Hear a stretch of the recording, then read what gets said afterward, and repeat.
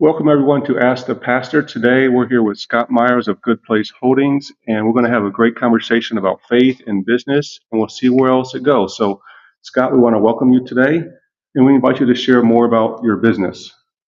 Thank you. Good to be here. So first off, I gotta say it's not my business. One of the things that gives me the most joy about it was we were able to translate a family-owned business into a business that has no owners. Okay. So people say they haven't heard of many of those. I'm not sure there are many, but it's a business that has no owners. We call our charter, our words at the top that guide us are that we want to give people opportunity and encouragement to develop their full potential, to build up good places in the communities where we work, and to fund those two activities by the value created by our labor. So Good Place Holdings is a holdings company. It doesn't have any operating businesses.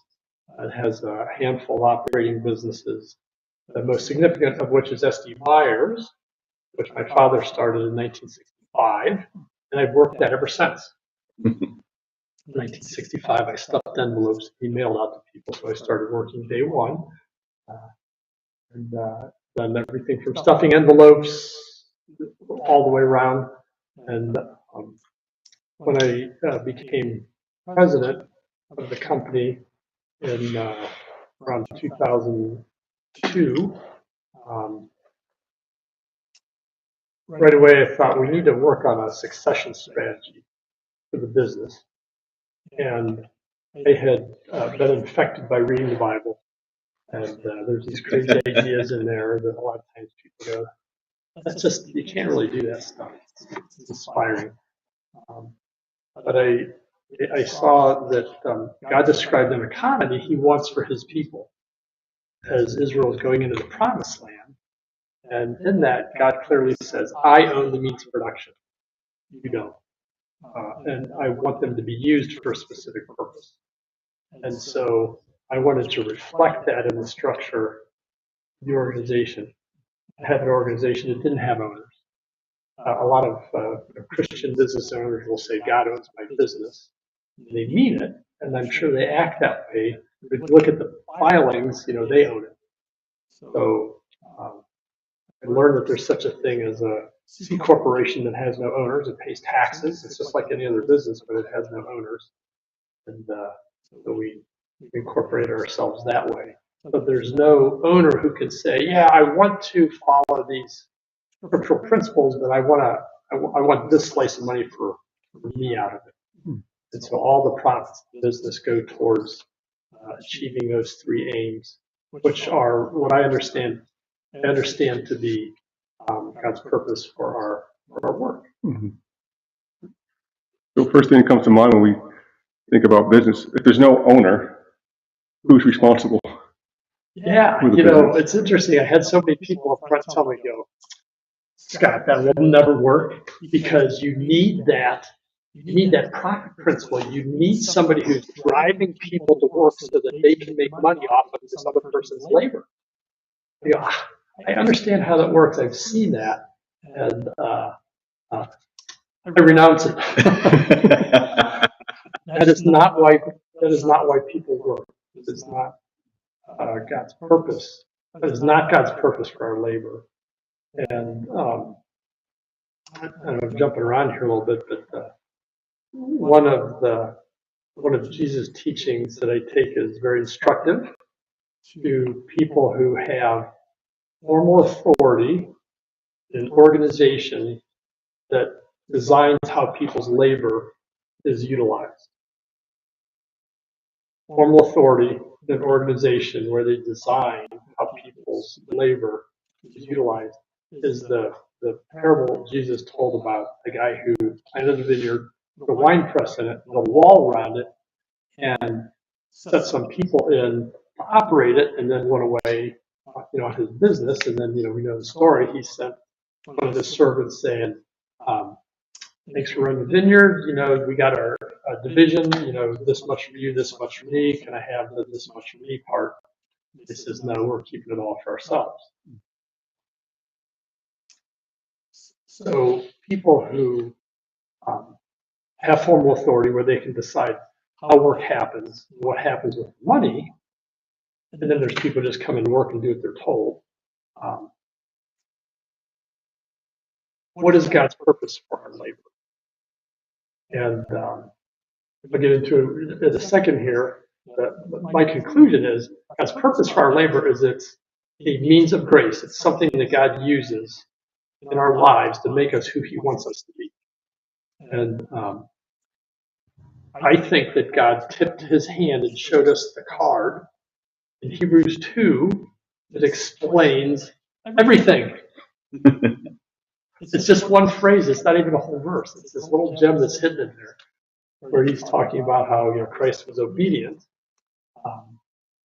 and he said obedient to what God was asking Him to do to bring many children to glory. When I read that, how you read stuff a bunch of times, but then there's just a moment where you see it. When I read that and I saw that, I go, this is God's purpose for the whole creation. The creation we live in is a living, breathing, organic machine that produces children for glory. Everything God put in the earth, He put there as part of His process to bring many children to glory. We got jobs in Eden. Why? It's one of the things that God puts on earth to bring children to glory. So if you are managing people's labor and you are not managing it, realizing that it's one of the means of grace, a thing that God creates in the world to bring many children to glory, you're the guy that owns that's working in the vineyard, who doesn't own it, who's keeping the harvest for yourself. Because He says, I'm giving you this vineyard, you're working in it, it's not yours, it's mine. Here's what I want done with it. Labor is to bring children to glory. Are you leading it for that purpose? And if you're not, I think there's loss for sure. And I think we're gonna get spanked for that sooner or later. Sooner better than later. Yes. And what was that scripture passage again from Hebrews? Hebrews 2, I think it's 2:10. Right. If memory serves. Don't trust my memory. I don't. You pulling it up? Well, I'll put it in the comments. Yeah. Verify it.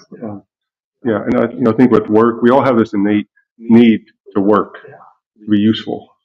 And that's one of the hardest parts. If we can't find work, not only does it affect us financially, but it affects us emotionally and mentally and spiritually.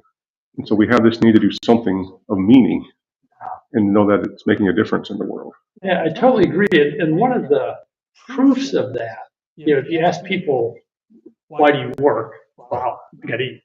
Right. Well, once we have enough money to eat, we keep working. Mm-hmm. Once we can make our mortgage and pay the utilities, we keep working. Once we can go on vacation, we keep working. Are we working to get more stuff? I think that's sort of the deception. That's why I'm working, but it's not. It's what you said. We're programmed to engage in the activities that God creates for us to become gloried children and work as well. So that's why we have the legal structure we have. That's just one piece in setting the business up to make the right thing seem like the obvious thing, and to remove the distraction of how much of that do we keep for ourselves versus it all goes into the mission of giving people opportunity and encouragement to live out their full potential, which is just another way of saying bring many children to glory. Right. Yeah. And it makes me think of, we know some individuals who don't have work because they can't find work for a variety of reasons. They don't have enough food for themselves or their families, or they have a job but it doesn't pay enough to live off of. And so they have to go into debt, have to receive services from the government, have to go to food pantries. And we sometimes think, well, they're just lazy, they don't want to work. You know how embarrassing and humiliating it is to go to a food pantry to ask the government for help? And so people, I think most people want to work. Right. It's just finding that opportunity. And not every business is a good place to work. Right. Well, and that passage in Leviticus, and I'm going to have to email it to you. I wanted to make sure I had this before I came today. Thought I might wander into it, where God's describing how they're to divide up the land, Mm-hmm. and it's basically you divide it evenly among the tribes and the clans based on population. So they didn't use this term, but it was essentially 40 acres and a mule, for everybody. And God says, and you can't sell the land because you don't own it. I do. And so when I read that, I go, wow, there's the answer to the question. Is God a capitalist or a socialist or a communist? He's none of those. Right. Socialists and communists, say that the workers own the means of production. Capitalists say that people invest money owns the means of production. God goes, I own the means of production. I'm letting you use them, for this purpose. And when he describes that, your comments on the value of labor in our lives, God reflects that by saying, everybody's got land to work. If somehow, either through bad luck, somebody's being mean, or they're stupid, they lose their land. Mm-hmm. The rest of you all have to do whatever it takes to get them back on it, so that they have work to do. Because God wants us engaging in that means of grace. And he also says, and until they get back on their land, you have to support them. And don't be close-fisted, because I will give you such abundance, it will be okay. You can easily handle that. So there was no idea that the government would take care of people. Well, and also in those times, there's really no distinction between the government and the religion. Right. Somebody was telling me that earlier this week. Yeah. In America, we've separated those things. But we all want to do something that has meaning for us. And so we want to work, do something of value. And people have said, well, communism is really teachings of Jesus because it's communal. Mm-hmm. Or no, capitalism is because God has given us the ability to make profit. I think God has nothing to do with either of those. They're man-made systems. We might get in trouble for saying that, but I agree with you. We'll say anything on here. We'll say the truth. God has not blessed either of those. They're man-made means of economy. Right. Well, God is outside of each of those. God is you take care of each other. No, workers don't own it. Investors don't own it. I own it. Right. This is my creation. And here's how I want you to use it. Yes. Let everybody in on the game. Yes. If you have more means, your plot has produced more. You share that with others. You don't hoard it all for yourself. Right. If it's someone who's not able to work more, you help them, and you also teach them how to do it. Some people just don't want to work. That's the reality of life. Some just don't want to, but you have the opportunity to do it in God's kingdom. And so if you're a business owner and you're Christian, that belongs to God too. Mm-hmm. And so you make enough for your family, Mm-hmm. and that's a question of what's enough for all of us. But I got a little study going. Here's the economies I see in the Bible. In Eden, there's an economy. Mm-hmm. I just wrote this week, and so I like how I said this. In Eden, our work is to tend the trees that give us life. God makes the garden. God makes the trees. God makes us. God makes the trees bear fruit. God makes the fruit to cause life in us. Our work is to join God in tending these trees that feed us and that bring life to us. We tend the trees that God makes. We eat the fruit from the trees we tend, and it gives us life. This is the economy of Eden we live in. So there's that basic economy. The next economy was God told Abraham, your descendants are going to live in slavery for 400 years in Egypt. So that was the next economy, the illustration of here's a life enslaved to sin. Then you get the manna economy, where God puts us in an environment where we can't provide for ourselves. We have to depend on Him. And it falls in the morning. It's not good the next day. Give us this day our daily bread. Acknowledge that every day we need direct input from you, Lord, or we can't make it, and then when they collected it, there's this great line I'm sure you're familiar with. Those who gathered much did not have too much. Those who gathered little did not have too little. Mhm. And so it wasn't totally, razor edge, straight, dead, even. Eeny, meeny, miny, mo. Everyone has 10, not 10 and a half or 11 or 9. But nobody had too much and nobody had too little. So the question is, what's too much? What's too little? And understanding that, and Jesus talked about, you can't serve God and money. Right. So if money's becoming your God, we're verging on too much for it. But even Jesus created this mini economy when he fed the 5,000 plus the women and children. He saw boy with 2 fish and bread, and he made that an economy. Yeah. That you had enough in that moment. And they had left over. Yes. Which was probably good the next day. To provide. Yeah. For the ride home. And I think the idea that economy is just about money, the actual money that we print, but it's really what we use to survive each day and to operate with each other. And I think Jesus gives us a really cool picture of what's too much. With the guy who had the abundant harvest and says, build bigger barns. And now I'm okay. Because what God showed us is the economy he wants us to have is where our security is in the community we're part of. Right. It's not in my extra container full of stuff beyond what I need that will, I can never run out. And I don't need to depend on God or you all. Our security is we're in a community that says we're going to take care of each other.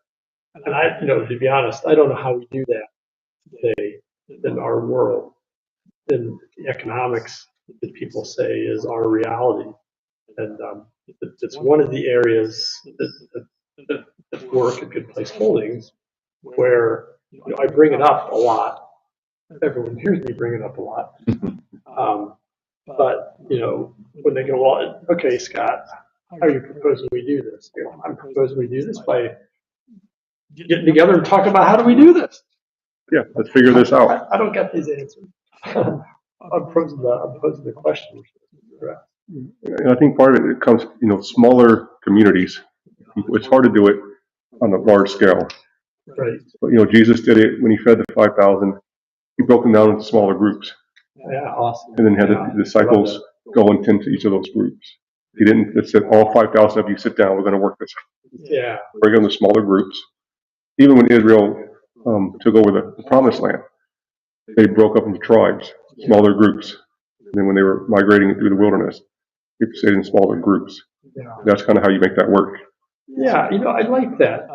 We had I put together once when I was the president, I'm not the president now, a spiritual life committee to talk about, how do we intentionally, unintentionally we do a lot of stuff. We don't really sit down and plan that out.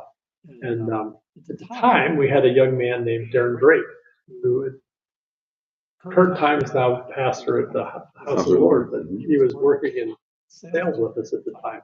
And he had great insights that I wanted them on that group. And our first meeting I had, I said, what does it mean to say, at that time it was S.D. Myers, we didn't have Good Place Holdings. What does it mean to say that S.D. Myers is not a church? We can get a bunch of believers in a business and act like we're a church. Right. We're not. And I said, what does it mean to say that we're not a church?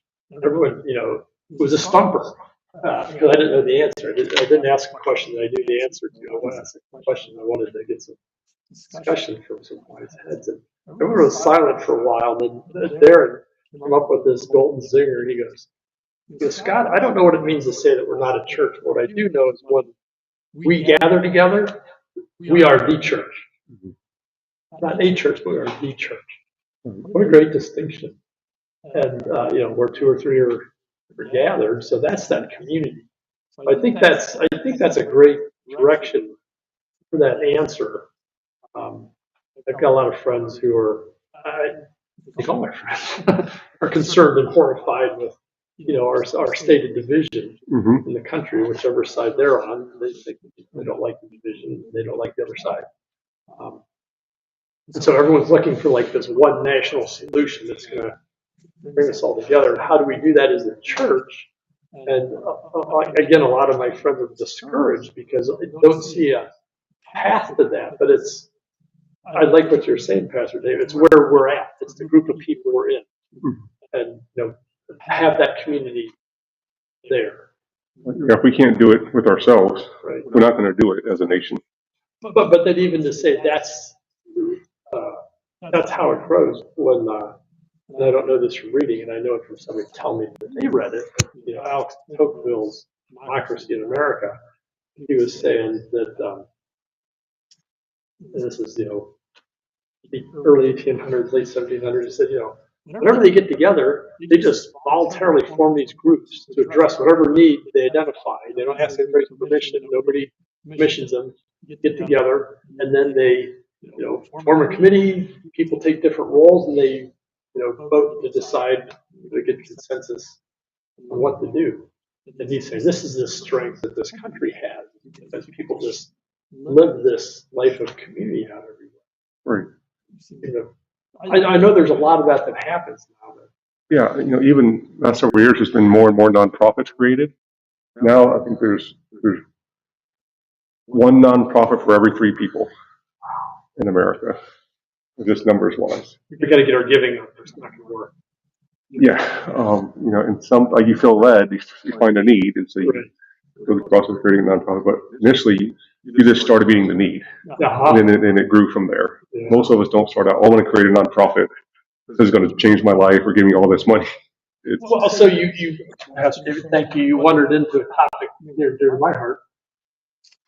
The work that we do, by which we earn our living, is the work that needs to address those areas in the community. Mm-hmm. And the more that our work is stratified into return on investment this quarter for shareholders, so that we can attract capital, the less our work can have that kind of impact in the community.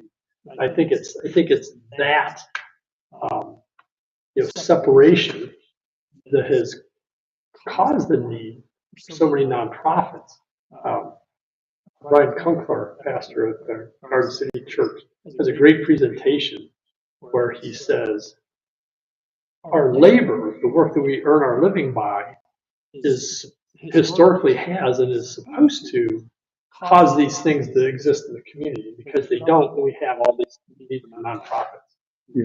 We got to get him to write a book about that. There's been a surge of nonprofits Yeah. in recent years. Yeah, to me, that just highlights how people are not giving up the harvest from the vineyard that they're tending. That, and I think also churches, we have failed as a church entity to meet those needs. Yeah. And so there's been non-church nonprofits that have come up Right. to try to fill that gap. Well, and agreed when you say that, because when you look at just the principle of 501c3, there's 2 basic types of 501c3s. There's those that come directly out of church entities. I'm speaking of denominations and or buildings. And then there's 501c3s that are non-religious related. Right. The tax implications are the same. Mm-hmm. It doesn't matter, because I know Bridging the Gap, for instance, has one for the church, and then we have one that is not church. Okay, for other reasons than what we're talking about, but understanding how those things work, and as far as being able to attract finances for that, the biggest thing is that there are many grantors that are out there that will not put any money into one that is titled under a church. Right.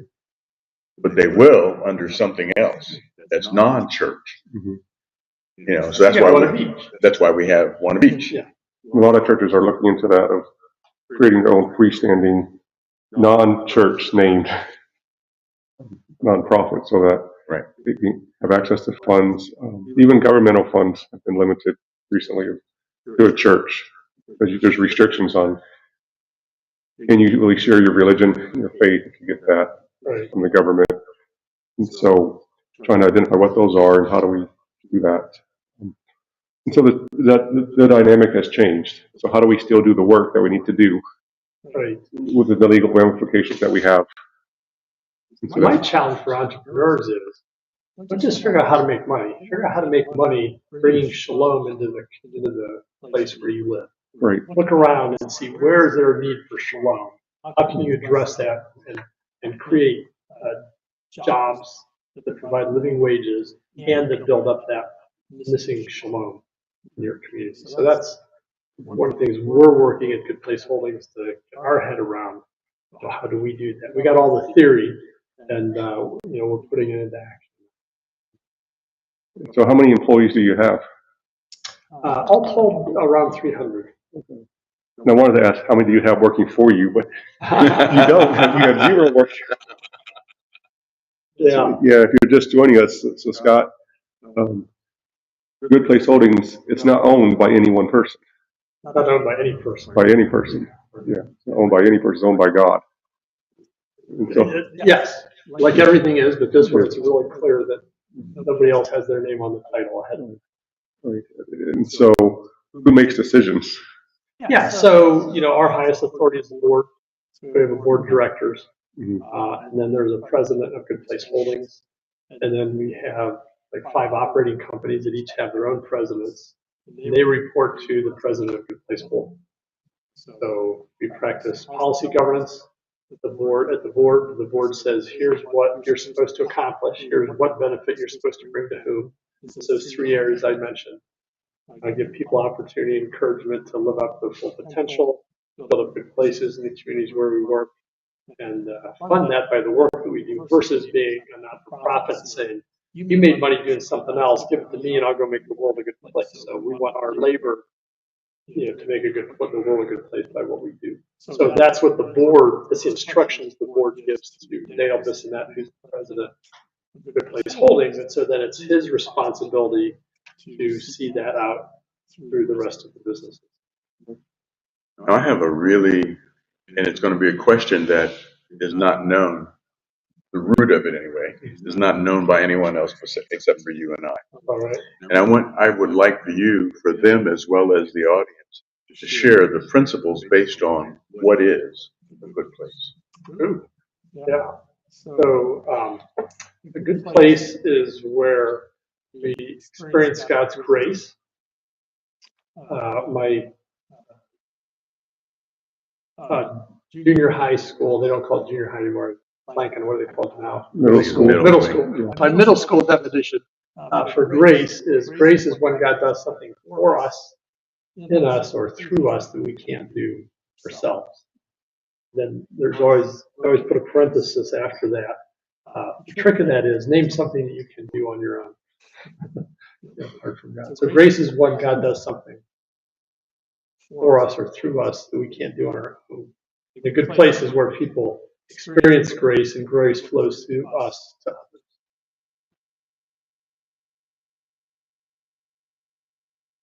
That's all I got to say about that. Oh, that was good. You need to take a moment and ponder on that. Well, I'll let you ponder on that because then I have a follow-up question. And again, this is you and I for them. Okay. Talk about how important it is to know good places for individuals, to know good places or to be able to define good places for communities, Right. and the third one, organizations. Right. So, in a good place for an individual is where they access God's grace. And another synonym that I like to use for grace is God's continuing creation. So God took the day off on the 7th day, but sometime he started working again because Jesus said, my Father is always at work and I'm at work. They told us work while you still have light. Someday there won't be light and you won't be able to work. So what's God doing? What's he at work doing? Well, he's a creator. Creating, that's part of his nature and character. We're created in God's image. So we have junior level abilities to create. And last night in our study, we got into our words. God creates by his words. The Word creates, but the Word speaks words that create. So the conversation was, our words don't create like God's words. They don't. They don't create like God's words, but our words do create, and they have the ability to destroy. So we have that. And my understanding of the description of Adam and Eve in Eden and with the trees they were tending is that we are created at a level where we can participate with God in our own ongoing creation, bringing many children to glory. What's the ultimate end of that? What's the ultimate aim of that? I think we mentioned it, I forget it was before or after we were on tape. Paul says that Jesus is the new Adam. So Psalm 8 is a messianic psalm because that's Christ being us, taking care of cattle, digging the dirt. That's what we're created to do. He took on flesh. He became one of us. The eternal, pre-existent, immaterial, infinite, almighty, second member of the Trinity took on a body like ours for eternity. I mean, think about that. To me, that was the big sacrifice of the incarnation. It wasn't the pokey metal sticks, the crucifixion, which were awful, but for eternity, he committed to being a body like us. In essence, saying, what I created you to be is good enough. I'll be one too with you. But now, who Christ is glorified, all along that was God's intention, who we would become. So Adam and Eve were not that. We're not that, but it's God's intention that we become that. So our life proceeds the way it should as we allow God's grace to work in us, as we seek out means of grace, like labor, like relationships, like connection with creation, like the Word, like prayer, fellowship. There's all kinds of tools God uses to continue creating in us to become what Christ is. So a good place for a person is where they understand that, they connect with that grace, and they're on that path. A good place for the community is when people are living that life, their life tends to build shalom. And so as that shalom is built, then that's what a good place is. And try and keep this real brief and not get into details, but I've noticed from getting involved in people who work in community to build collaborative efforts among Christians and among people of good faith and people of goodwill to build up good places in their community. There's a pattern all across the country. I've noticed in any city where people say, let's get together and build up good places, they focus on needs of youth. They focus on addiction and recovery. They focus on housing. They focus on joblessness.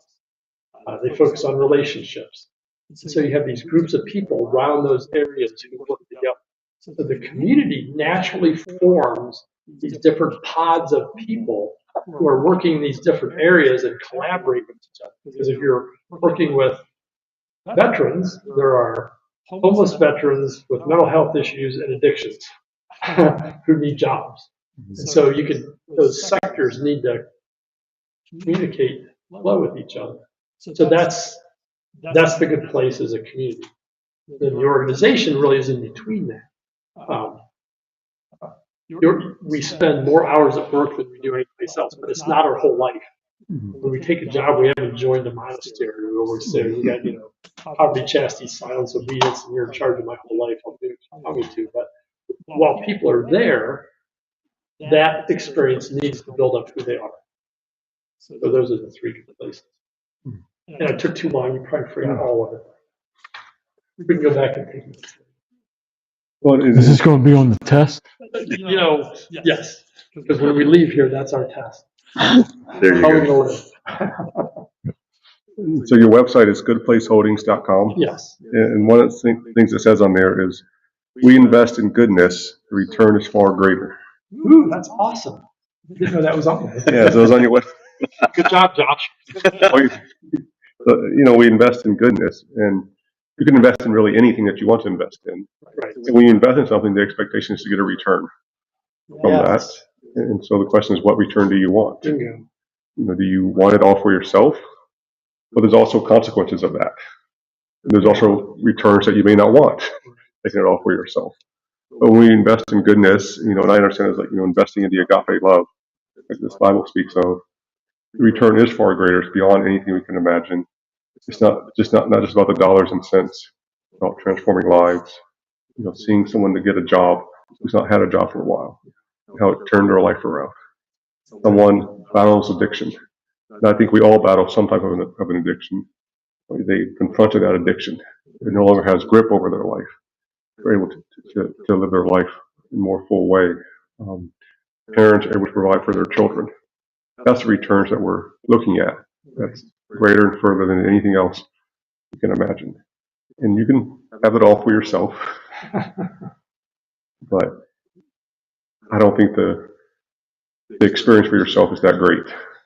Right. Yeah. If the only thing your money can do is something destructive, something ugly, what's it worth? It's not worth anything. Right. You can keep spending it. Yeah. But if it's not building up shalom, if it's not giving people the opportunity to become who God wants us to be, what's that worth? So, we have a lot of aspirational language that we put out, and then, we have to live it out. And the distance between our ideals and where we're at, there's a gap there, and that's what gets us up in the morning and has us going out there. So somebody can also look at that and go, well, here's your words and here's your reality. You're a hypocrite.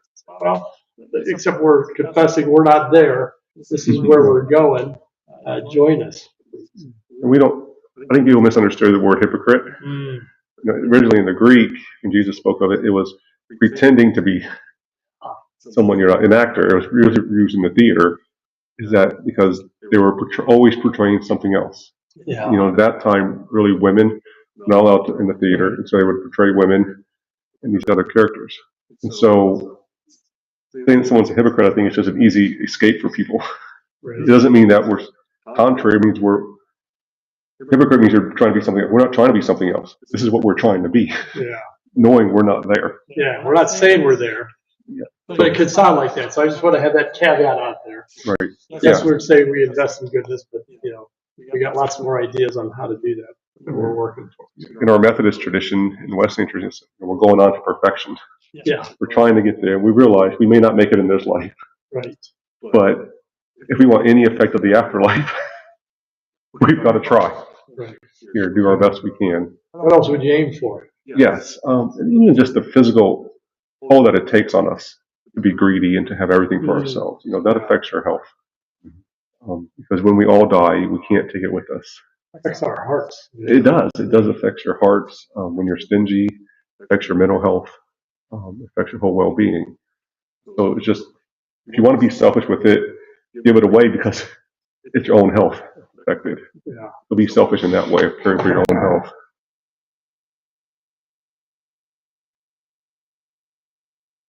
Questions?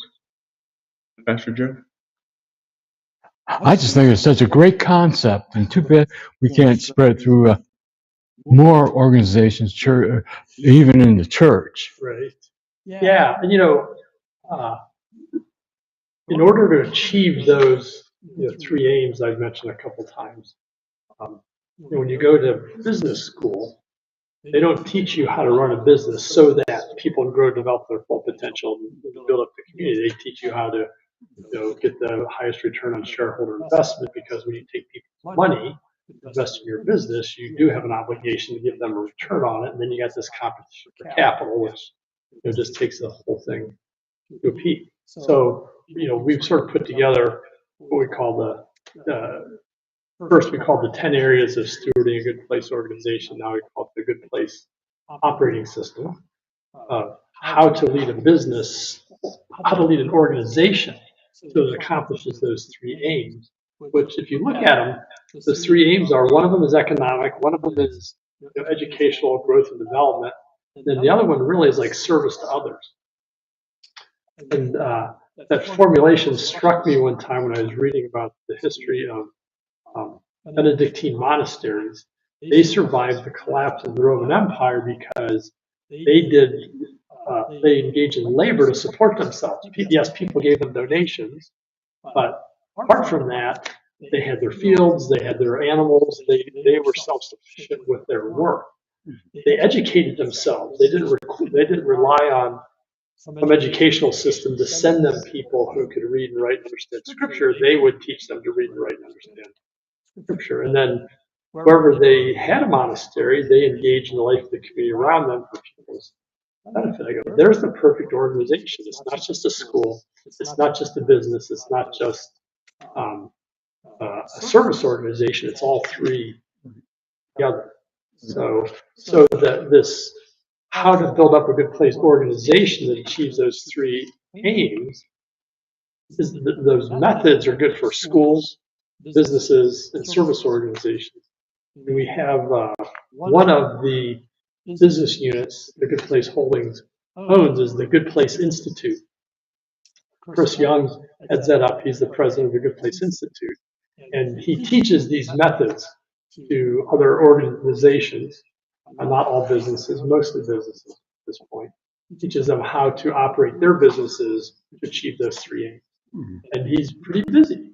Right. So we are working to, Pastor Joe, to your point, we are working to spread. And Chris he got the fire for this. The Spirit fell upon him, even though he's going to a chapel church. The Spirit fell upon him. And he just has a vision and a passion and a drive for this. And Dale laid out the track. He goes, okay, if you want to do this, 1, 2, 3, and off he's gone. And God has blessed that and is keeping him very busy. He brought somebody new on to work with them and is looking for another person. That's one. The social worker and me really excited about that. Yeah, great. That's what it should. If businesses are taking leadership and addressing social needs, one, social workers wouldn't have a job, which would be good. They wouldn't need us. Right, or not so, you could work with us. Yes, wouldn't be as overwhelmed. Yeah, because we would really benefit from having a social worker on staff because we have people in low income situations who they're trying to work their way. Right, and if you can come in and work with them, so they can still do their job, they don't have to take time off.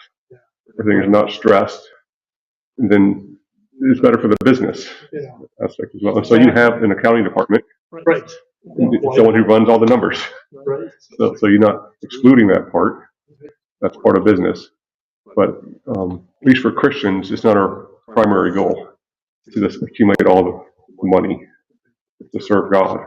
Right. And and I think that's what a church should be: is self-sufficient entity, where the economy may collapse, which the economies have collapsed here and other places, but the church is still operating because the church is eternal. In my view, the church is the only institution of God on earth.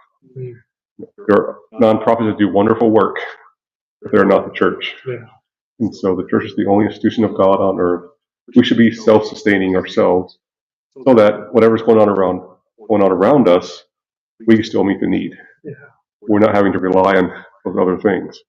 So, having churches running for-profit businesses so that we can sustain the ministries that we need to do, meeting the needs of the poor and the elderly, caring for children, partnering with businesses, business owners, so that they know they're cared for. One of my visions down the road is to have some type of program in which pastors or chaplains are on site at businesses throughout the day. Yeah. Because sometimes you come into work, you fought with your spouse or your child, or you're caring for an elderly parent, you're stressed. It's on your mind, it affects your ability to work. Right. And sometimes just having someone to talk to, 5-10 minutes, will turn your day around. Having someone pray with you will turn your day around. It doesn't fix everything, but just knowing I talked to the pastor. It's a feature. It's a feature. Just for that moment, it gets me through the next few hours. And then also, having social workers and pastors on staff, through confidentiality, you can still work with the business. Okay, we need these services to provide for employees so that those needs are met. Why don't we have more childcare through work instead of you have to pay for it outside of work? We need to hang out more. We do. I got this all planned out. But a lot of things you have to pay for childcare so that you can go to work. Yeah. And for a lot of parents, if dual income home, one income is just paying for childcare. Yeah. you have to have a pretty good job to make it worth going to work. And so you're doing that, but then you're missing that time. But if you don't work Right. for many years, how hard it is to get back in Right. to finding suitable work is also a risk that you take. Right. And so trying to figure out what that is, and it's just a mess for people. We need to provide childcare at work. Why social workers have to help care for their needs. You said you spend more time at work than anywhere else, right? But the needs that you have, hopefully better. You know, it's interesting at SD Myers, their main buildings in Talmadge, and I worked out of there for a long time. There's a church directly across the street, just walk straight across our door into theirs, that had, you know, daycare. And so many people in our building who had young kids, they were across the street in daycare. So this community formed among the people whose kids were over there, and among those kids, my granddaughter, one of her best friends today is somebody that she spent all that time in daycare. And, you know, and you mentioned the chaplains. There are a couple national groups. One is called Corporate Chaplains. The other one is called Corporate Chaplains of America. They're different groups. And so we do actually have a chaplain from Corporate Chaplains. I believe it's that one. Mike Bethel, who's an ordained minister at a church, but he really felt his call was the chaplaincy. And so he went through a program. So he's like certified as a chaplain, I think through Corporate Chaplains group. And he's awesome. It's the other cool thing, just to put a little plug in for that group, Corporate Chaplains. We have people not in all 48 states, but spread out across the 48 states who live in the areas where the work's done that they do. And we had just brought Mike on as our chaplain, and somebody who was like just a few months into the business, off work, had a horrible accident. It was in the hospital. His family was in there. His kids were injured. Within an hour, Corporate Chaplains had a chaplain who was nearby in the hospital with them. So we had just signed up with them. This guy had just started working for us, and he's like, "What kind of place is this that you know, have that level of care that somebody showed up here?" So that was just an awesome moment. A little plug for either one of those two groups, and just to affirm what you're saying, the value. You know, and he's cool. He's an engineer. He used to work in in business. I mean, he sort of floats around. If somebody wants to talk to him, he's available. And he does. If they don't, he understands and just leaves them alone. But people who won't talk to him for years, and then he's there, and they need. Maybe because if you're a chaplain, it's like not to be in an office waiting for someone to come. The problem is to get out on the floor or in the office. He doesn't have an office. Yeah, you don't just sit and talk with people. They know who you are, but if they don't see you, then they won't know anything. Talking with people and helping with things, checking in on them, that really makes an impact. I think that's what we need in all the workplaces.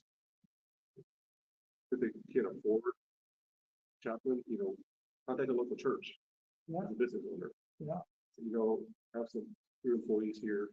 I just want a pastor to stop in and check in on this. Or as a pastor, go to that business, get to know the owner and the staff.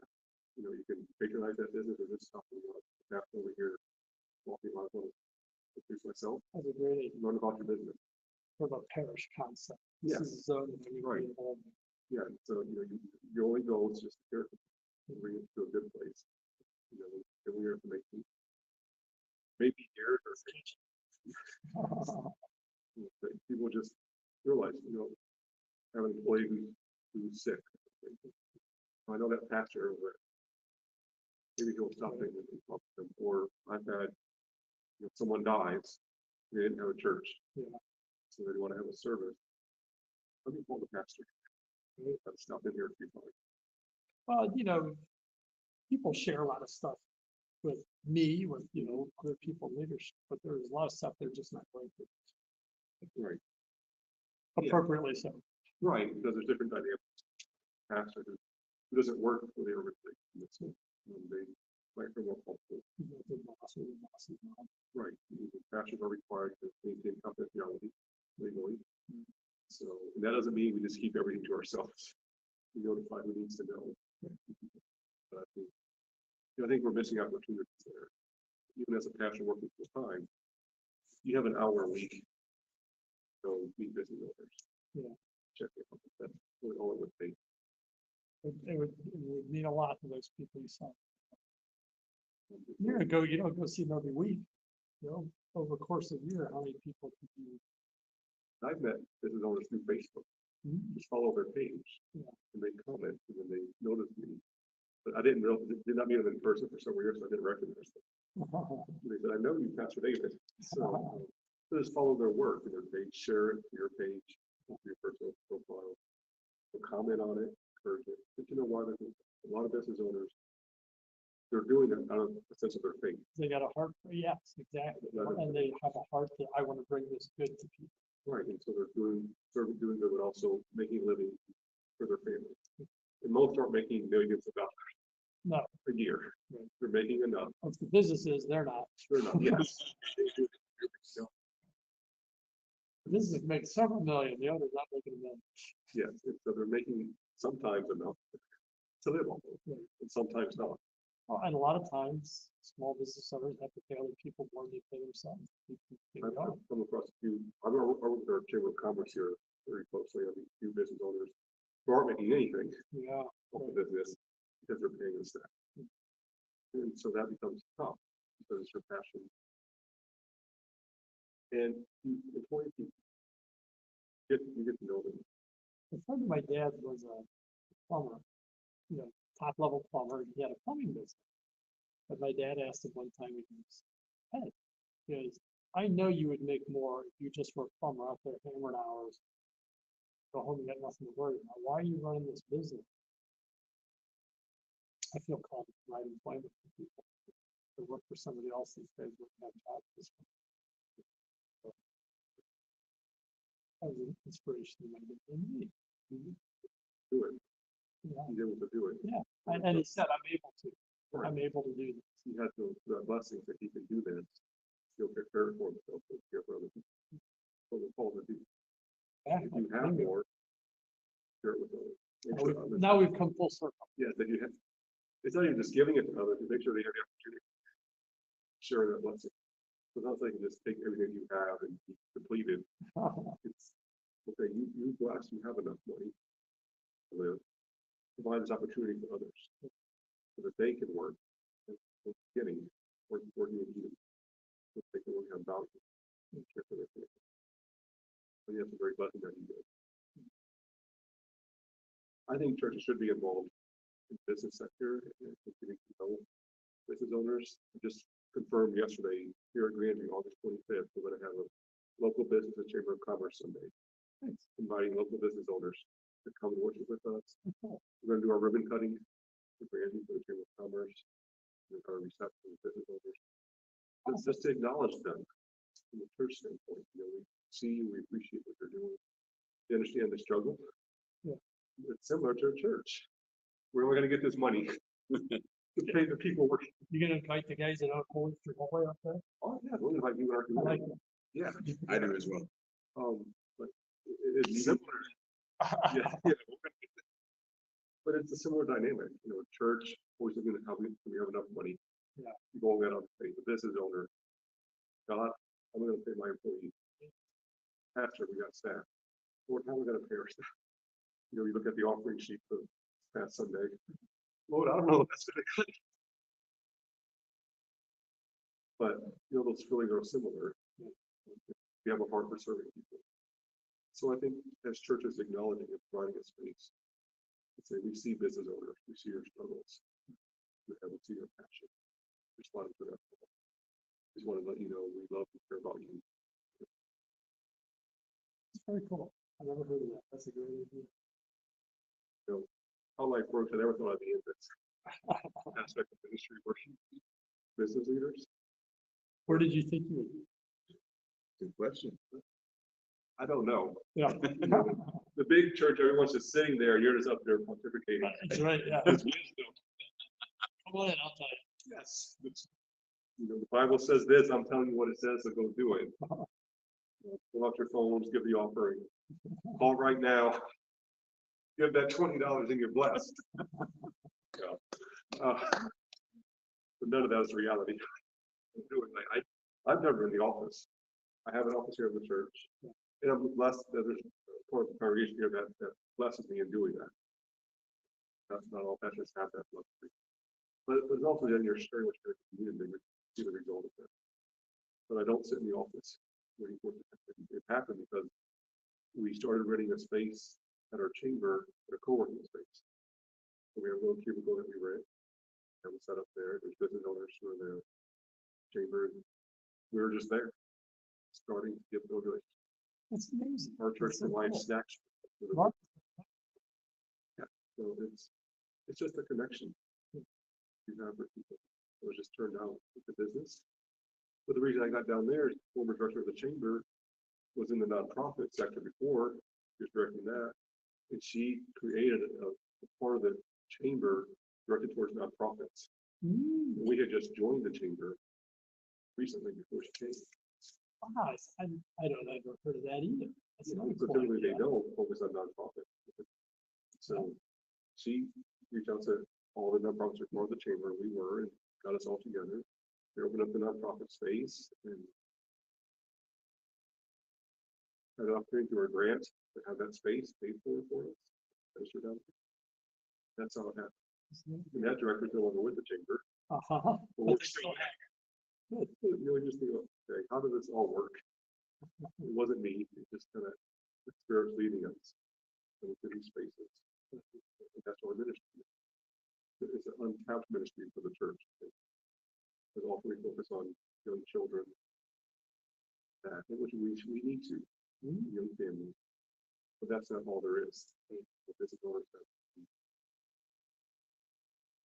To learn from this is over. For sure. Right? You need to get something done. Often this is over. You don't have to get stuff done. That's good. Well, the business owners also have families. Right. They have families. They understand. They understand that it's not talking out at 5 o'clock.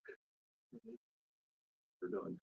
I don't know the business, it owns me.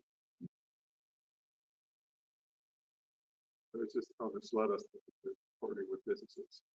Like you're doing, I think you're the epitome of modeling that. It's not about the person at the top of the business.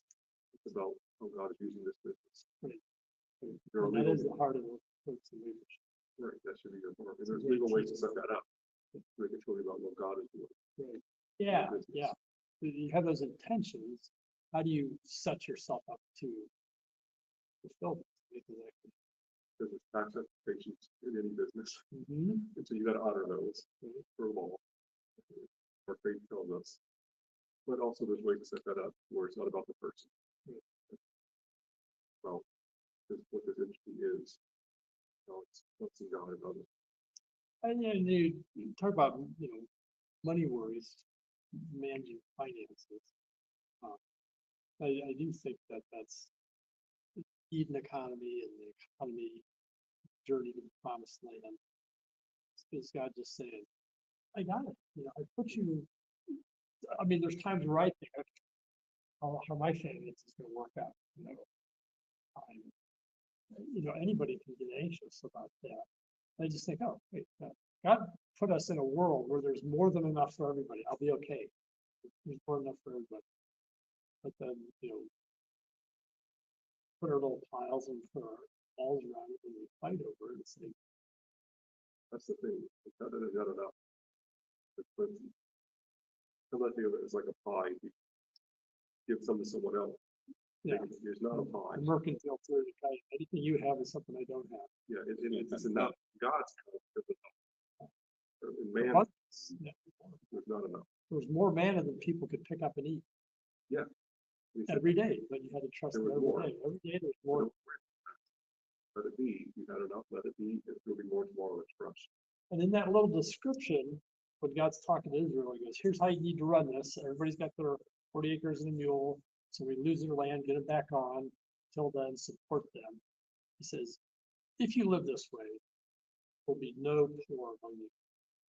And then next paragraph, he goes, you're always going to have poor people among you. So in the Hebrew mind, they know that he's saying, I know you're not going to live this way. Yes. And so it took me a long time to find that passage in Leviticus where God's saying to them, here's the economy you should have. I know you're not going to do that. And so you're always going to have the poor with you. So all my life growing up, I've heard people quote Jesus as he's talking to Judas, who said, that ointment, if that woman had sold that, we could give that money to the poor instead of anointing his feet. And then the gospel writer puts in his little parenthetical statement. Judas kept the books and he dipped into it and took the money for himself. That's why he said it. So when Jesus looked at him and said, the poor you have with you always, he's quoting his father. Right. He knows the context. He's saying, there's poor people because you're not treating your money the right way. You're stealing from us instead of saying it's a community that supports itself. So it's not Jesus going, don't even try and serve the poor because there's always going to be poor people, which is how I always heard the verse used. He said, you're always going to have poor people because you don't act right. You're doing this. Judas, you're not acting right. There's always poor people. Because of you. So God knows this is how you're going to be. Thank you. That was my preaching moment. Hey, that's great. I'll drop back down. Keep going. I think that's what we don't realize is God's kingdom and God's economy is outside. It doesn't operate in this way. And it may seem nonsense that people in the world focus just on the money or the greed or the need that they want. But if you focus on God's kingdom, it's not about what we want. It's about what we need, what others need. And God provides. We just trust that. Yeah. So this is foolishness to people. How much do we really believe our daily bread? That he promised that he's going to provide that. But I got to provide it myself. I got to have tomorrow's bread today. And I have. And I have. We do have a. That's, Because if they didn't get up out of the tent and pick the manna up, they wouldn't have it. But they didn't make the manna show up. but we're celebrating our lack instead of our abundance. And I see so many times in business, we have the secular ideal of the survival fits. And Rockefeller said, you got to cut off the other flowers so that your flower blooms better. So I'm how glad do you God work doesn't with, act that way. what's that? I'm glad God doesn't act that way. Yes. My flower been cut off. But how do you compete with that? Great question. My favorite business writer person is W. Edwards Deming. And, he had this one line. He said, "Improve your aim at the target. If you miss the target, don't go, okay, I need to shift everything here. What is it that helps you hit the target? Improve that." And when people are living contrary to the kingdom, our response is to have as an encouragement to live more fully in the kingdom. You're gonna get me to say everything I ever say to anybody. We hit Psalm 67 last night. My understanding is Psalm 67 is God's evangelism strategy. They say, it's attributed to David. They would say, Lord, bless us until all the ends of the earth fear you. So God's deal with us is, I'm going to teach you how to live so I can bless you. And then everyone's going to look at you and go, oh, I want that. How did you get that? And that's Isaiah 2. The mountain of the Lord is going to be lifted up. People are going to come and say, teach us how to walk the light of the world. And the conclusion is, come on, house of Israel, let us walk in the light of the Lord. Because that's what makes that happen. So the more that other people are off base, we need to improve our aim at the target. So run out and go No, no, not like that, not like that, not like that. Let me make a law. So you're not allowed to sin in this way. We need to be that example of right living. We are, then people will see that. And that's God's evangelism strategy. He's gonna bless us with his presence in our lives. People are gonna sense that, be drawn to it. And then we go. Oh, look at my hand, look where I'm pointing.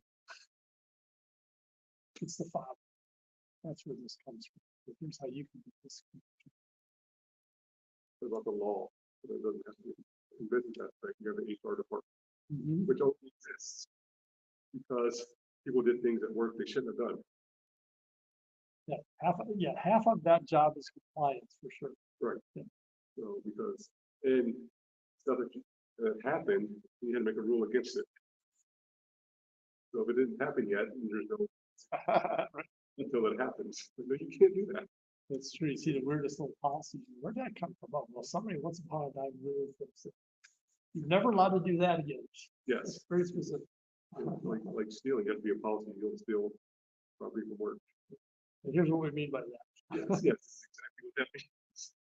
Because yes, because people find ways around that, unfortunately. So, well, Scott, I think it's been a great conversation with you today. Thank you. So Scott is part of Good Place Holdings. And as we wrap up, what is one piece of advice you would give to business owners and Christian business owners about how they can give God glory? What they Uh, real simple, real simply said, seek God's Spirit to reveal to you what it means that work is a means of grace. And that as a person with formal authority / even legal ownership, a collection of people come together to work together. What does it mean to lead that in a way that honors how God wants our labor to be a means of grace in people's lives and in the world around them? It's not like a punching in a 3-word thing. think that's There's the concept. punchy ones. You don't have much depth to them. I think that as Christians, we need to be actively involved in business, supporting those who run businesses, but also knowing that we need to be about the business of God.